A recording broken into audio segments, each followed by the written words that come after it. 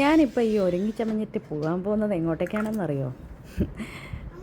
MMMEയുടെ Vishu, Easter, Eid പ്രോഗ്രാമിന് വേണ്ടിയിട്ടാണ് കേട്ടോ.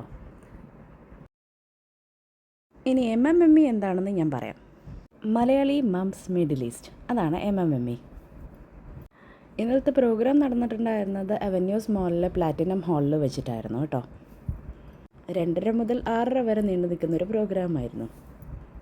വീട്ടിൽ മാത്രം ഒതുങ്ങി നിൽക്കുന്ന സ്ത്രീകളെ ഒന്ന് ബൂസ്റ്റപ്പ് ചെയ്യാനും സ്റ്റേജിലേക്ക് പെർഫോം ചെയ്യാൻ അവരെ എൻകറേജ് ചെയ്യാനും കൂടി തുടങ്ങിയ ഒരു ഗ്രൂപ്പാണത്. ഈ കൂട്ടായ്മ തുടങ്ങിയിട്ട് ഒരു 9 വർഷമായി എന്നാണ് എനിക്കറിയാൻ കഴിഞ്ഞത്. 9 വർഷത്തിനിടയിൽ ഈ ഒരു ചെറിയ കൂട്ടായ്മ ഏകദേശം വലിയൊരു കൂട്ടായ്മയായി മാറിക്കഴിഞ്ഞു. ഏതാണ്ട് ഒരു 3000 ആൾക്കാർ ഇപ്പോൾ MMMEയിൽ മെമ്പേഴ്സായിട്ടുണ്ട്.